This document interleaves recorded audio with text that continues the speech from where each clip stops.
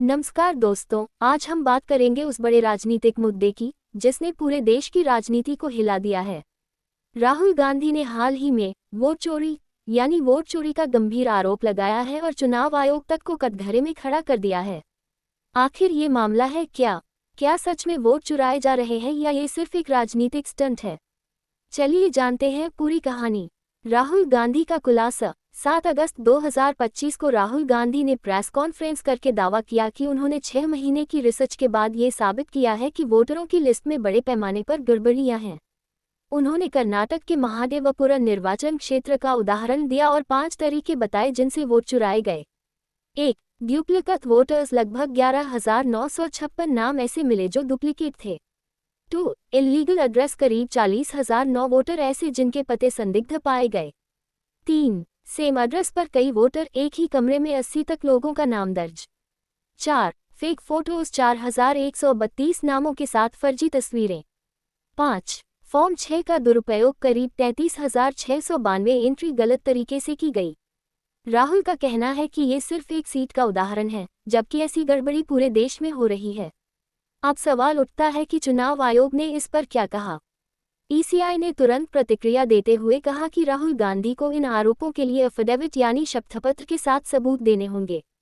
आयोग ने यह भी कहा कि वोट चोरी जैसे शब्द पूरे चुनावी सिस्टम को बदनाम करते हैं। उनका दावा है कि भारत का चुनाव तंत्र दुनिया का सबसे पारदर्शी सिस्टम है और 1 पर्सन 1 वोट का सिद्धांत पूरी तरह लागू होता है।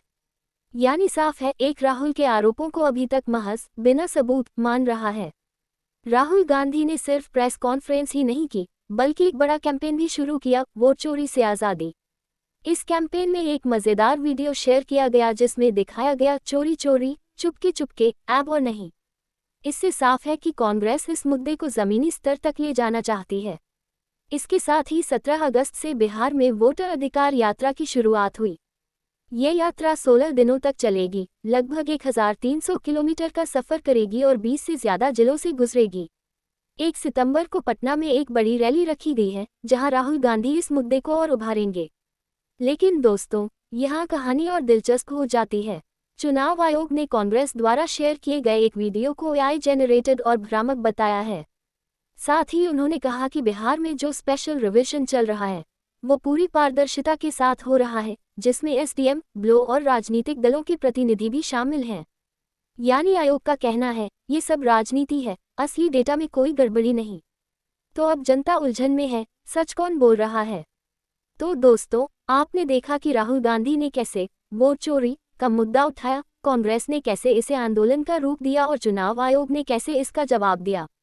अब असली सवाल ये है कि क्या ये वाकई लोकतंत्र पर हमला है या फिर आने वाले चुनावों की तैयारी में एक राजनीतिक हथियार? आपकी नज़र में कौन सही है, राहुल गांधी या चुनाव आयोग? कमेंट में ज़रूर बताएं। अगर वीडियो अच्छा लगा तो लाइक, शेयर और सब्सक्राइब करना मत भूलिए।